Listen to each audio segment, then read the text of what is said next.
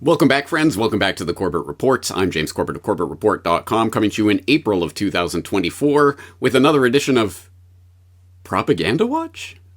That's right. Well, if you can cast your mind all the way back to the beginning of January of 2021, you will recall that at that time I released the final episode of Propaganda Watch, Stop Watching Propaganda, in which I announced the end of the Propaganda Watch series and the beginning of the new D program, the Solutions Watch series. And if you don't remember that, maybe you want to go back and refamiliarize yourself with Stop Watching Propaganda. But you will also recall that I did say, I'm not saying I will never do another Propaganda Watch. I'm just saying I'm going to devote my time, resources, energy, and attention towards looking at solutions rather than looking at propaganda.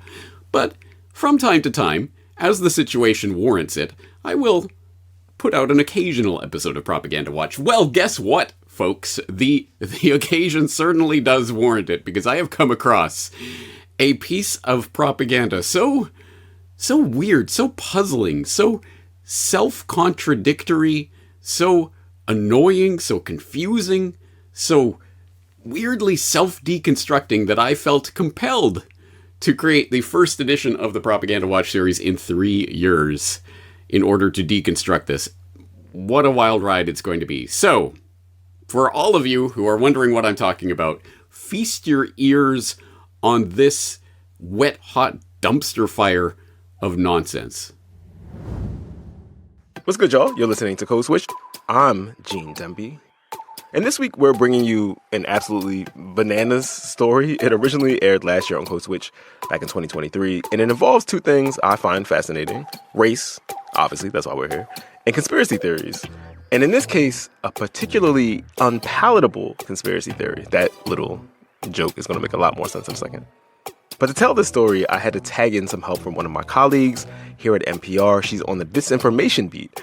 It's reporter Huo Jingnan. Jingnan joined me to talk about this theory, which involves everything from white anxiety to climate change denialism to xenophobia and anti-Semitism. It's a lot. And she told me that the conspiracy theory goes that global elites are plotting to force ordinary people like you and me to eat bugs. Wait. What? To eat bugs? Yeah, I know. What? Yeah, that's how I started. Okay. Well, my friends, that was the beginning of a 35-minute odyssey down the propaganda rabbit hole of National Petroleum Radio's Code Switch podcast, which aired a report last year, kindly repeated for the audience last month, on the Eat the Bugs conspiracy theory that those racist, right-wing, anti-Semitic, reactionary trolls on 4chan are spreading these days, or something like that.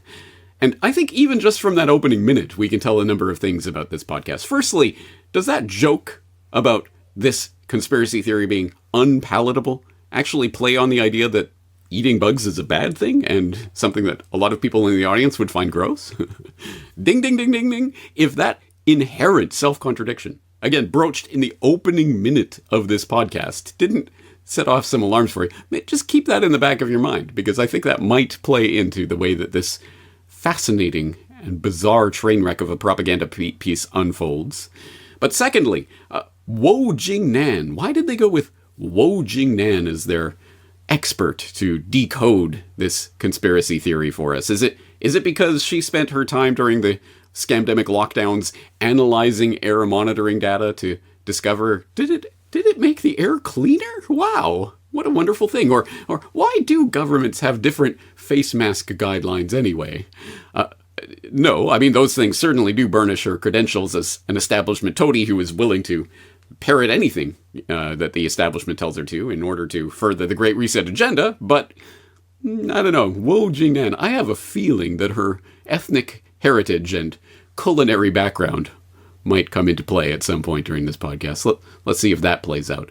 Thirdly, how many globalist buzzwords can you insert into a single sentence to let the well-trained NPCs in the NPR crowd know that you do not want to go here? This is every red alert, alarm, red flag that we've implanted in your brain over the years to let you know that this is a bad thing that you must not think about. So let's see. How did she describe the Eat the Bugs conspiracy again? It involves, quote, everything from white anxiety to climate change denialism to xenophobia to anti-Semitism.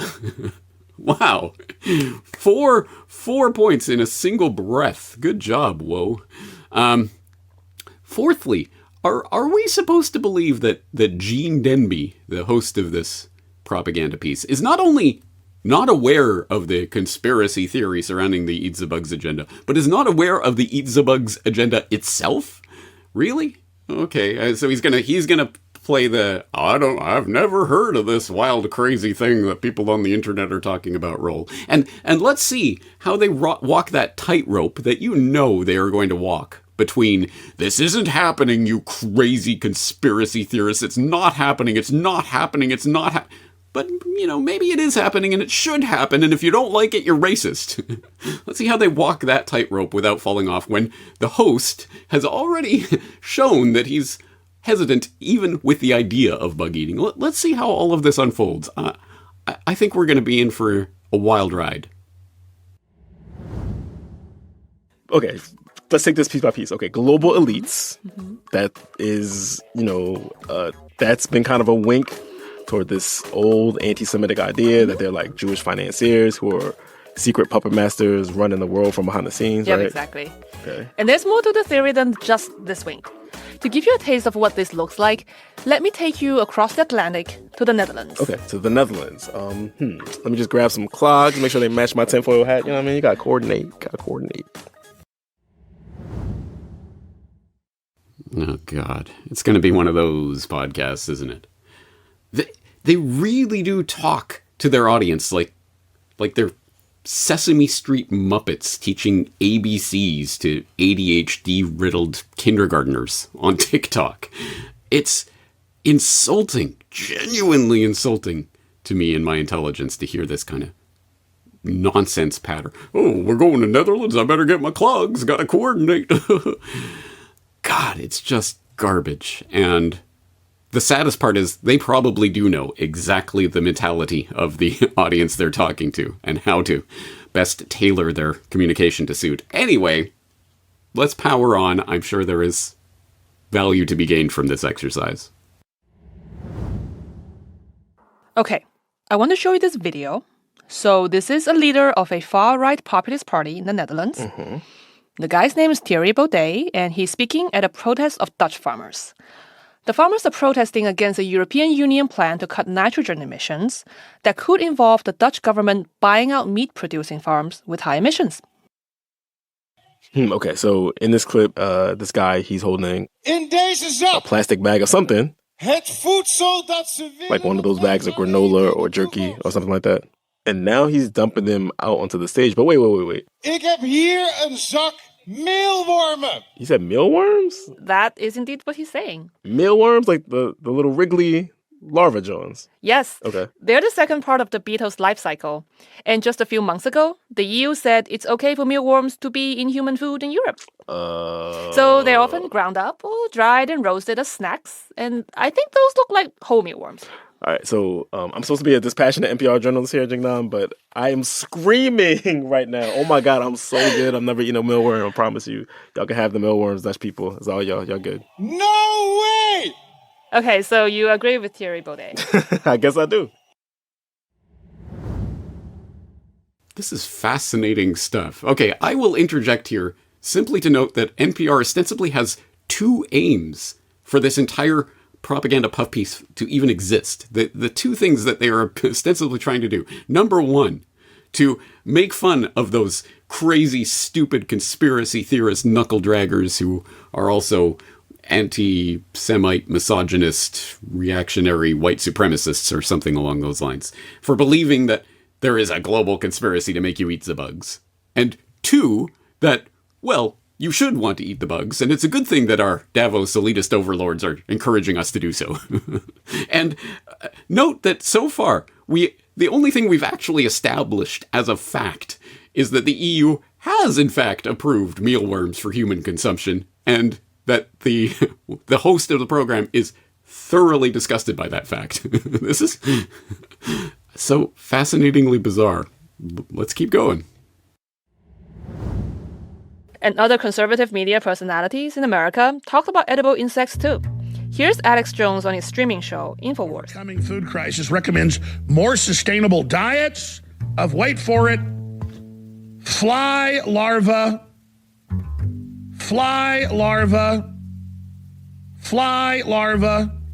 You're letting the globalists train you to be a slave. All of this is alien to the normal way of life. And Michael Knowles hosts a show at the Daily Wire. I don't want to live like a peasant in the middle of some jungle in Vietnam. I want to live like a civilized person with the cultural inheritance. I'm not going to eat the bugs. The bugs are gross. All right, there you go. There you go. I was waiting for it. You know, we all know un-American, I'm talking about air quotes, is kind of a dog whistle, right? That last clip kind of lays bare the subtext. Yeah. Okay. Can we just, is this bug thing even real though? Like, what exactly has them so agitated around eating bugs? Like, what's going on? It's not that big a deal, actually.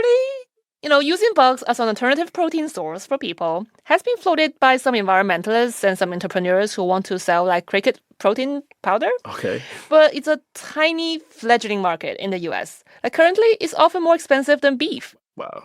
But mostly experts focused on climate solutions are just saying that we need to eat less meat, like not switching to bugs. Huh. So I've seen some of those stories about, you know, eating bugs to help save the planet. Again, that's not my journey. We're not eating bugs on this episode. Disappointing. So if it's not that big a deal, like why are folks like Thierry Baudet in the Netherlands and Tucker Carlson here all up in arms about it? What is happening? Okay, let's take a moment once again to note the incredibly odd tension that is happening here. Listen to these weird right-wing conservatard, conspiraloon, redneck, anti-Semitic trolls who are making this weird vow not to eat the bugs. Also, y'all can have the mealworms. We're not eating bugs in this episode. And also, eating bugs is totally not a big idea. Why are people upset about this? It's just the strangest mishmash of confused mixed messaging propaganda going on here. But I'm sold. I'm all in. I'm all ears at this point. Tell me, how do they thread this particular needle? Well, right now, it may be because it has become part of an even bigger conspiracy theory. I did some digging on the internet, and this merging seems to have begun with this anonymous blog post in 2019. All I could find out about the person who wrote it is that they call themselves a white identitarian. So they're a white supremacist of some sort. Yeah, and you have the tweets to back it up.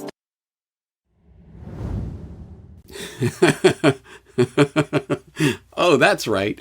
They're going to do the old fact-checker trick. What's the old fact-checker trick? Well, you'd know all about it if you remembered episode 381 of the Corbett Report podcast, Who Will Fact-Check the Fact-Checkers, in which I discussed this trick. But long story short, the trick is to take the stupidest, most easily debunkable, nonsensical version of a conspiracy-adjacent claim that you can find or dig up on some old abandoned Facebook feed or on some Insta account that has 12 followers or something like that.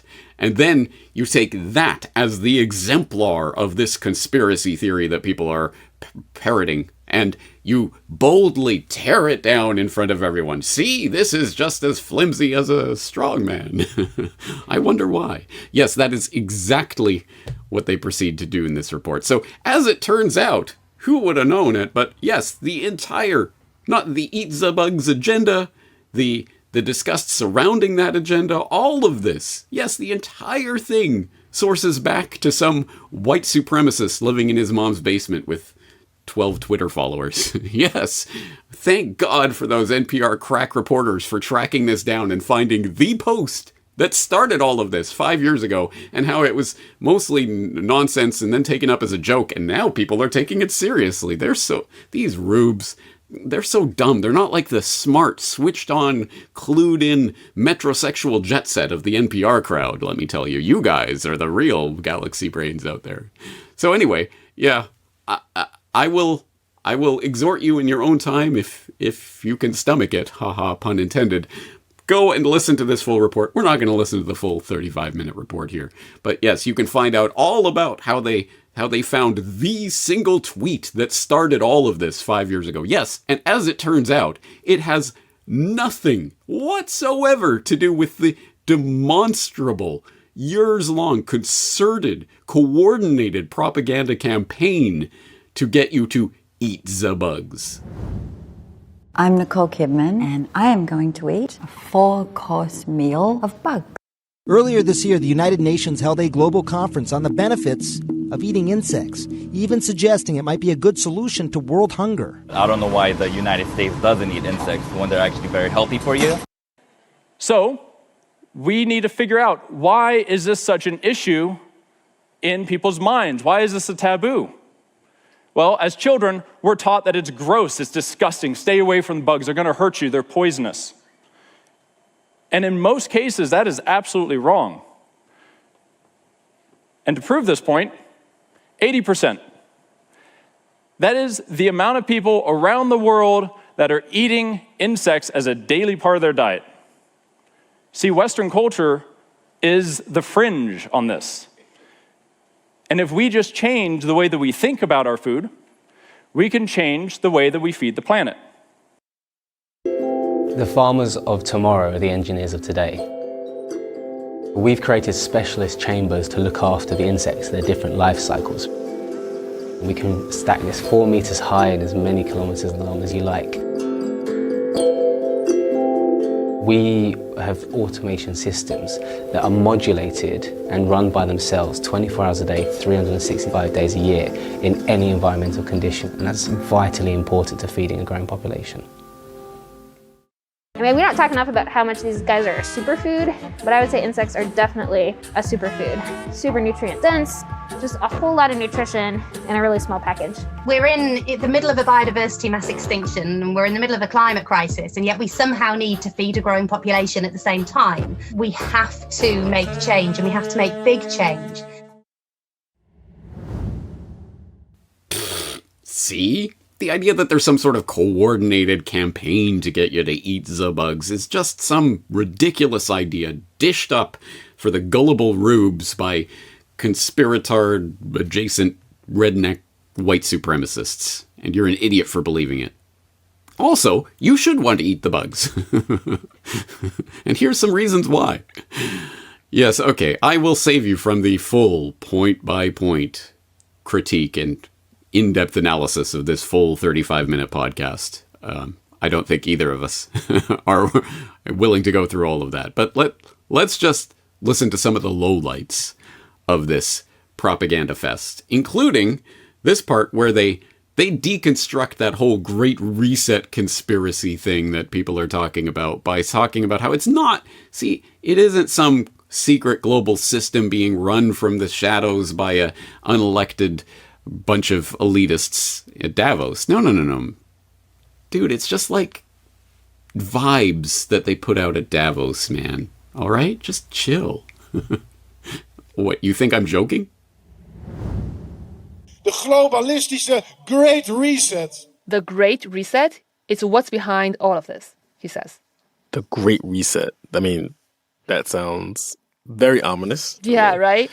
But his name comes from this very confusing initiative by the World Economic Forum, like this group of veritable global elites that meet annually in the Swiss Alps. The World Economic Forum, that's Davos, right? That's the big Davos festival convention. I'm not sure what it is. And it happens every year. It gets a lot of attention. Yeah. Yep, that's how many people might know it. Yeah. If you think the global system is secretly being run by like powerful, unelected people who get to set the global agenda, like this annual meeting in Davos with a bunch of obscenely rich people and thought leaders just kikiing it at a closed meeting of some sort. I don't know what they're doing there.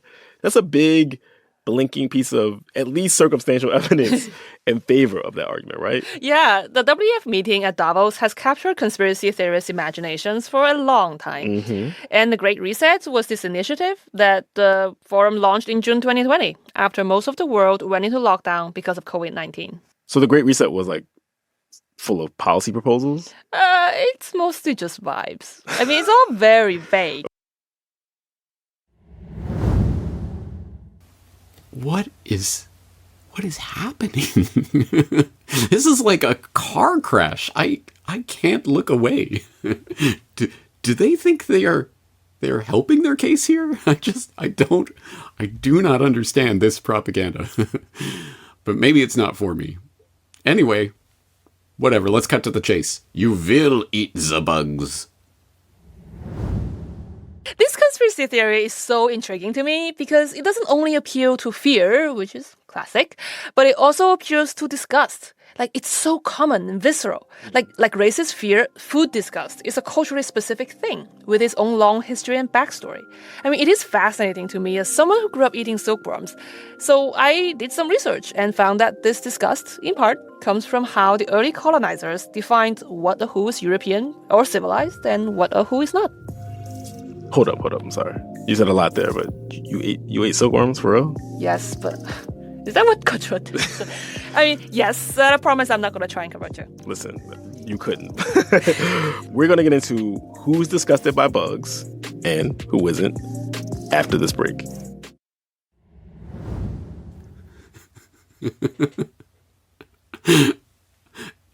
Am I having a fever dream here? Or just, what is this? You're a racist white supremacist if you don't eat the bugs. Bitch, I ain't gonna eat the bugs and no one's gonna make me. I promise I won't try to make you eat the bugs. Damn straight. Well, I genuinely do not understand. What on earth is this? And spoiler, nothing really changes by the end of this 35-minute propaganda fest. So to wrap up, there is this broad skepticism of government floating out there, right? And then you add these unstated racial anxieties in the mix, right? Things like, white status laws because of demographic change. All that talk about, this isn't the America that I grew up in.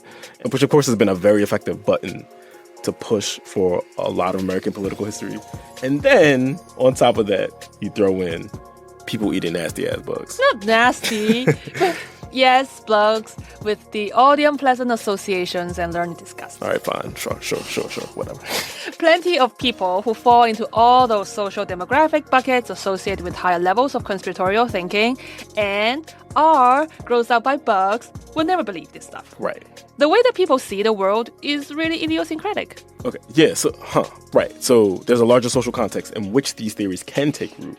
And then there's just human level stuff that makes certain people just go all in on them. Right, and then the other people use this to get attention and attack things they don't like. So given this stew of discontent and uncertainty we're all living through right now, we shouldn't be surprised if we start to hear more people declaring in the coming months and years emphatically that they, too, will not eat the bugs.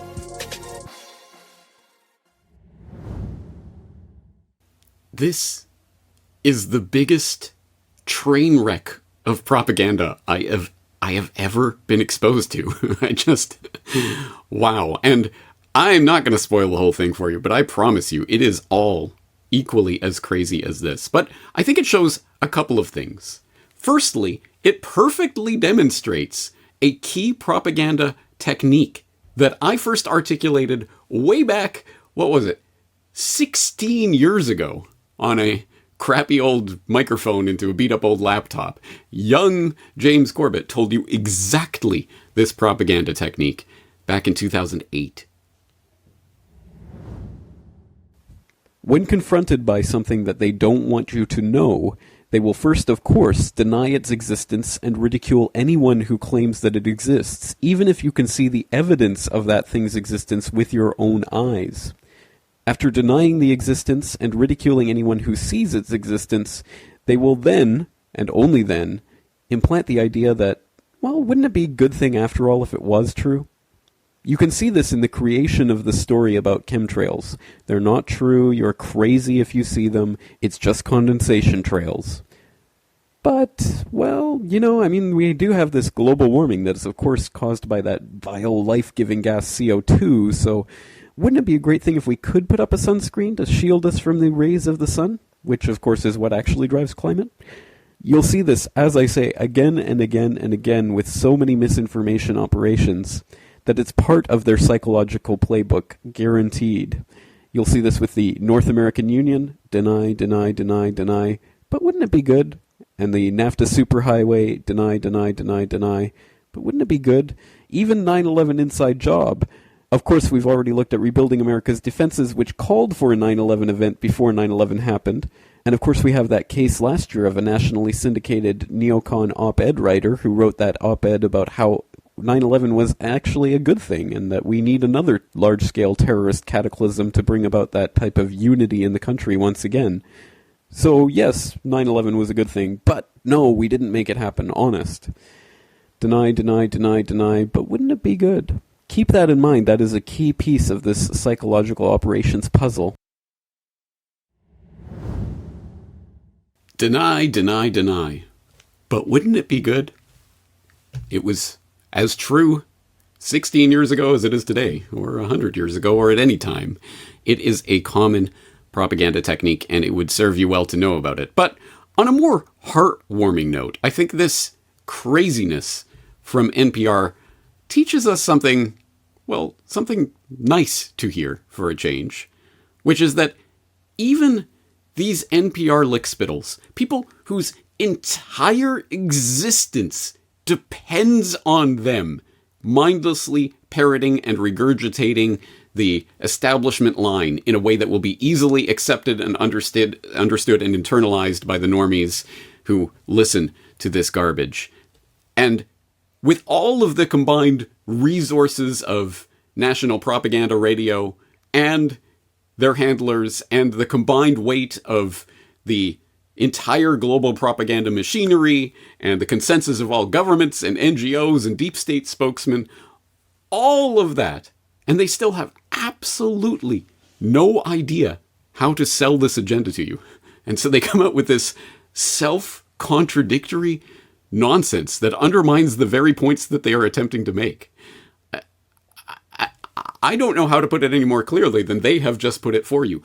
It is the clearest indication I have ever seen of the fact that the simple, clear truth is instantly understandable. It doesn't take any slick, fancy PR. It doesn't take any, let's get our clogs and go Netherlands kind of nonsense. It doesn't require anything other than crystal clear communication that could be done by a random nobody sitting in their living room in Japan on a beat-up old microphone.